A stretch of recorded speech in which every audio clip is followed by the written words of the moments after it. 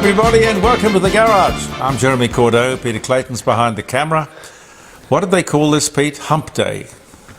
Hump Day? Yeah, well, it's Wednesday. It's the middle of the week. I have never heard that expression before. Well, you get Monday and you get Tuesday, and then there's Wednesday. Once you're over the hump, you're almost there. Okay. No, I think it's fairly commonly called Hump Day. Good old Wednesday. Oh, look, I went to the auctions, and I like to show you things that I managed to get. When I'm proud of getting a bargain, you know, at an op shop or a second-hand store or whatever. Now, I don't know if that's in frame, but yes, it is. It's an old Ericsson phone. And I looked at it and I thought, oh,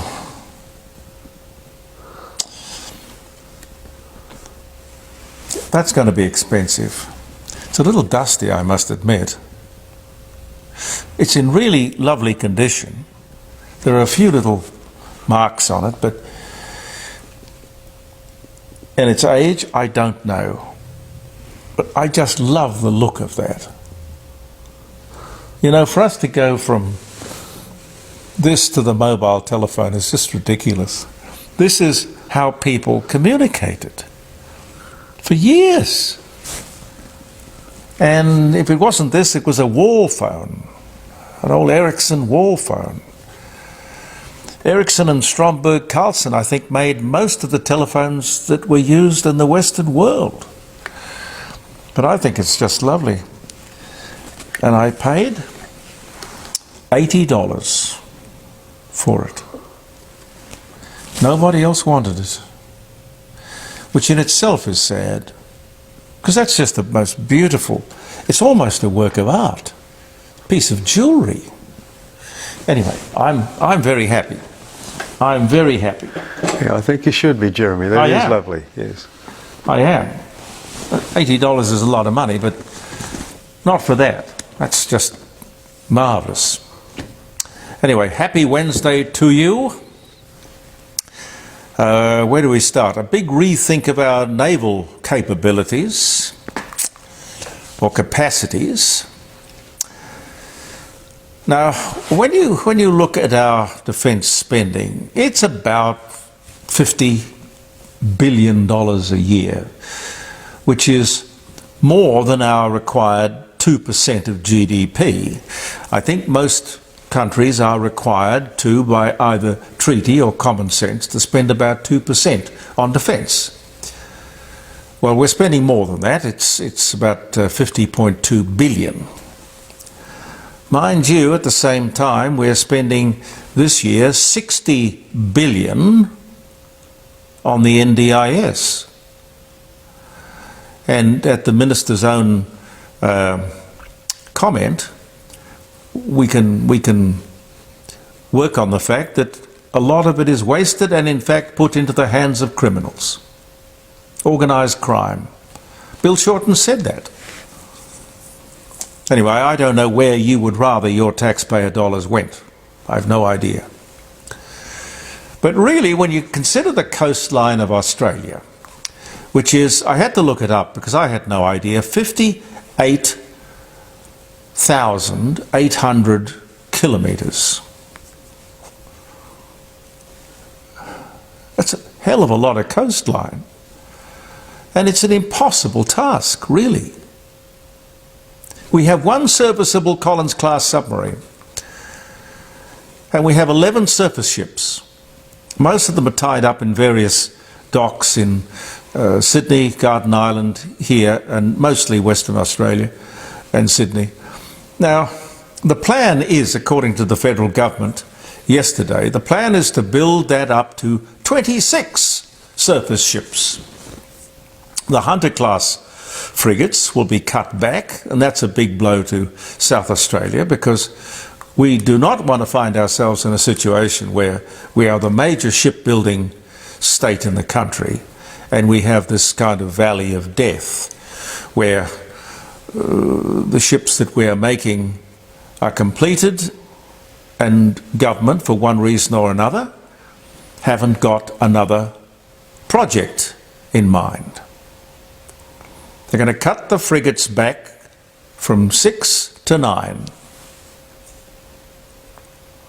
Well, other way around. I mean, they're going to cut it back from 9 to 6. That's what I mean. Look, I don't really honestly think they know what they're doing. Whatever the plan or the announcement, we know that it'll probably change over time. We think we need today certain things. The world changes and tomorrow we might need a completely different capacity. But looking at that coastline of ours, particularly the northern coastline, and our vulnerability to people who simply want perfectly reasonably a better place to live, we are a logical target. So if you're going to build boats, a new surface fleet, wouldn't you be trying to build manoeuvrable, fast patrol boats to cover and protect Northern Australia? I want to try and get Rex Patrick, who was a submariner, and he was a senator for South Australia. I'm not sure what he's doing at the moment. I think he's doing a bit of consulting work on things naval and military. I'm going to try and get him on the show on Friday morning. Did you go over and see Taylor Swift's show? Hey, Pete, what would you do for an audience like that? Oh, geez, 100,000 screaming. I'd be shaking too much. I couldn't do anything, but it would be a dream come true for her as well. Well, I'm pretty sure she's used to it. I think it's her biggest crowd ever. Yeah, look. Yeah, biggest crowd ever. It wouldn't surprise me. And she's got Melbourne and now Sydney this week out at the Olympic, the old Olympic place at Homebush. That can probably accommodate more than 100,000 people. Anyway, it's a juggernaut. Jeremy, did you know that she's given millions of dollars away to charities and things? Oh, she's a remarkable woman. $100 million she's given away. She is a remarkable woman. I must say, I used to love, or not love, but I used to like and appreciate her songs when she was more of a country singer. She'd have a country hat on and jeans and a check shirt, and she'd kind of sing songs. But she's gone through that stage, and she's now found this entity, which is remarkable. Now, what they have to do in Melbourne at the MCG is to spend $1 million to repair the turf. You know, $1 million to fix up the grass at the MCG. 96,000 to 100,000, mostly women and girls, enjoyed a 3-hour concert. I heard somebody on 3AW say it was just too long. It was lovely, lovely, lovely, but too long. The other problem was the toilets. Apparently because it was mostly a female audience, you couldn't get anywhere near the women's toilets. They couldn't cope. So, do you know what most women and girls did? They just merrily went off to the men's. Boys and girls using the same john, side by side, quite happily. Worked well, no problems, no complaints. Maybe that's the future, I don't know. And that's not even unisex, that's just, well, I'm sorry, I'm not going to stand there in this huge line of people, I'm never going to make it. So, mother is the invention, well, necessity is the mother of invention. The interesting thing about Taylor is that, yes, she has a fan base. But what we see is more of a movement, a real grassroots movement that she has created over 20 years. Now, I don't know if there's some Svengali behind her, pulling the strings and telling her what to do and creating it, or it's all her own work. Musical taste over 20 years changes a lot. But she has ridden this through and she has built a phenomenal career. So what's next? I have never spoken to her, don't know very much about her either, apart from those early days of singing country songs, sitting on a bale of hay. But there is not a politician or a theologian, an author or a monarch on the planet who could pull a crowd like that night after night. What a merchandising juggernaut. And what if she wanted to run for public office? Well, in America she'd probably start off going for governor somewhere. But she would win hands down. And I like that. I think that could be wonderful. The people know what they like, and they like what they know. I can't give it to you today, but hopefully tomorrow, the wage price index figures. They're not much of an indicator, but they are, you know, part of the process of working out where our economy is at the moment. And really, God knows where that is. What can we do about prices? Oh, people have tried before. I was talking to Andy and Pete earlier today about the ACTU solo petrol stations. Do you remember them? When Bob Hawke was the head of the ACTU, he didn't like what the Saudi Arabians were doing to our petrol prices, so he said, look, I know, we've got thousands of members, hundreds of thousands of members of the trade union movement. We'll just open our own petrol stations and we will get our own independent supply of petrol, blah, blah, blah, blah, blah. I don't think Bob, brilliant politician, I don't know that he was an economist. Anyway, that didn't happen. People didn't go to ACTU solo to buy their petrol at a cheap price. I think it closed or went bankrupt. Then there was Burke's department store, opened again by Bob Hawke for much the same reason. There was the half-case warehouse, I remember here in South Australia, which offered households a huge discount on their grocery, weekend or weekly grocery and vegetable purchases. Then there was Farmer Bob in Sydney. Farmer Bob in Sydney was Bobby Lim, who was riding high with his Sound of Music program on Channel 10. I remember it well. And he decided he was going to open a kind of a market, farmer's market thing in Sydney with his celebrity. Lay down misère, that would work. It didn't.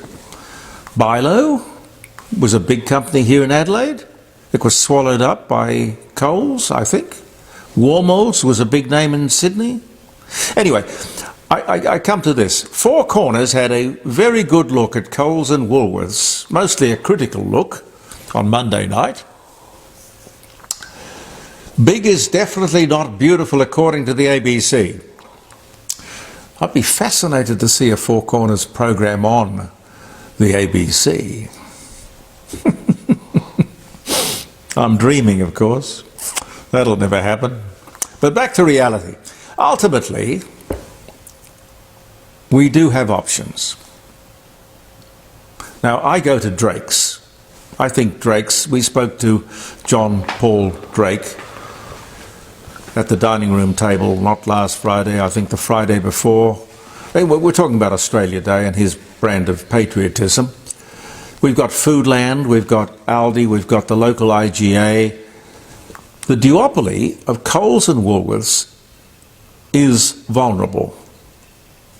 Not us. We the people.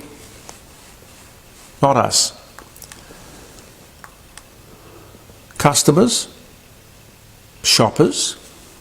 We simply don't go there. They're stuffed. We have power. I know the show made a very big thing of power, in the power imbalance. These guys are too big, the argument was. And the poor farmer has to take it or leave it when Coles and Woolworths come calling or come buying. Well, no, it is a market. A market at the wholesale level, a market at the retail level. They don't have to sell, we don't have to buy. You can't blame people for using their market power to benefit their shareholders. That is their fiduciary duty. That's their job. They're not a charity, but they do have to be aware of their relationship with the community. We can't vilify people for being successful. Coles and Woolworths revolutionised shopping with their supermarket concept, which was back in the, very late 50s, early 60s. But who am I? I don't know. I sit here in my garage surrounded by my 1950s and 1960s cars and my old telephone. I like old-fashioned. Not everybody does. That's what makes the world interesting. The ABC thinks that the big two should be in a continuous price war to the benefit of the shopper. And that sounds good, might please the ABC, but where's the sense? I think we can all understand why the current business model makes sense to them, not to us. But as I say, we do not have to shop there. For God's sake, just let market forces work their magic. I go to Foodland or Drakes, Caroline goes to Aldi. If we all did this, we would have an immediate correction. Keep in mind, these bad guys, by the way, employ 300,000 Australians.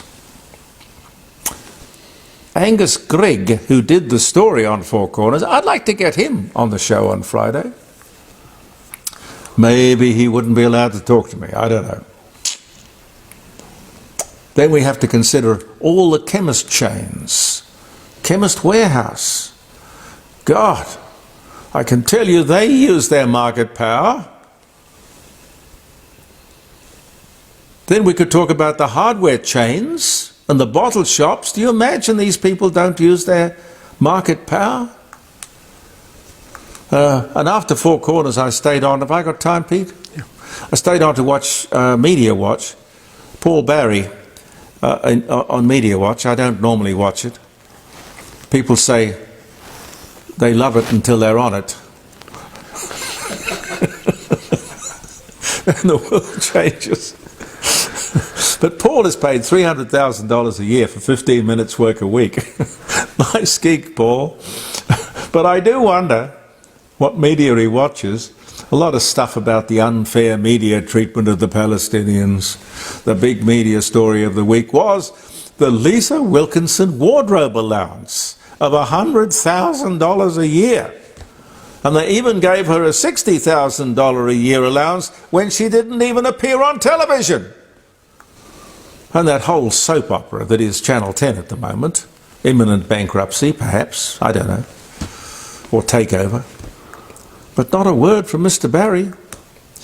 But then, would he do a number on Lisa, the leading lady of the left on television? Probably not. Probably not.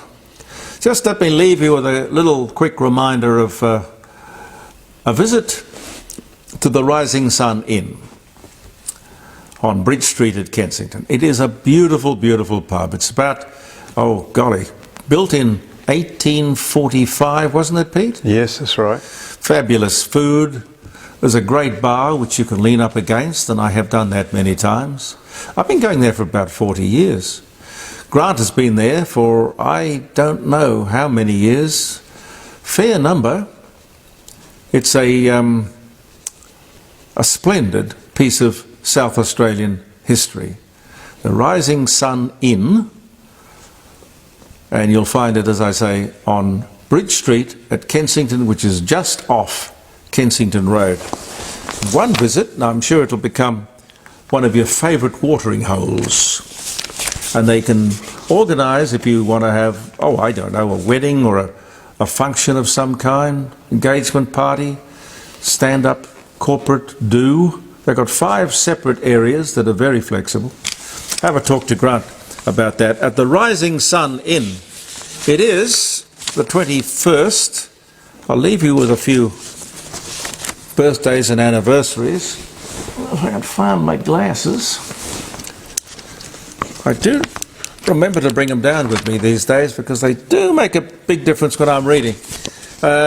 Richard Nixon becomes the first US president to visit China, normalizing relations between the countries in a meeting with Chinese leader Mao Zedong in Beijing on this day in 1972. Hard on the heels, of course, was Gough Whitlam.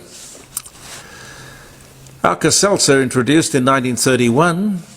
What did people use before Alka-Seltzer? They probably just had to put up with it, I think. Yeah, I reckon. Indigestion. Peter Tork, American rock and folk music singer, actor, Monkees, dies from complications of carcinoma at the age of 77. Joanne was the song. Do you know the song Joanne, Pete? Yes, I remember it, yes. Yeah, that's a beautiful piece of music. I love that. Must try and play it on Friday. The first known sewing machine was patented in the US by John Greenberg of Washington, 1842. I thought it was going to be Singer, but no, it was Greenberg. 1916, World War I, the Battle of Verdun begins with a German offensive, leads to an estimated 1 million casualties, and becomes the longest battle of the entire war. It went for 9 months. One battle. 1916. Santa Anna, president of Mexico, who dominated Mexican history in the first half of the 19th century, and he was the guy who was the enemy when you had Sam Houston and Jim Bowie and Davy Crockett defending the Alamo. Santa Anna, 1794. Billy Graham, American Baptist evangelist, on this very day, 2018, described as one of the 20th century's most influential people. He dies at the age of 99. Billy Graham. Kelsey Grammer, American actor, comedian, director, activist. Fraser Crane, he was in Cheers and in Frasier, and I think they brought Frasier back, but I don't watch it because it's on pay television, and I don't watch pay television. 1955 was the year he was born. Howard Florey, Australian pathologist and pharmacologist who purified penicillin. He got the Nobel Prize in 45, dies at 69. On this day, Howard Florey, 1968. Australia's international border reopens to vaccinated tourists after 704 days. That's nearly 2 years. The year was 2022. That was the COVID stuff. And I'll give you one more. Karl Marx and Frederick Engels published the Communist Manifesto in London, 1848. Never read it, never wanted to. Thank you very much for viewing the Court of Public Opinion, ladies and gentlemen. I'm Jeremy Cordeaux. Peter Clayton and I'll be back tomorrow. Thank you. Believe in yourself, and goodbye for now.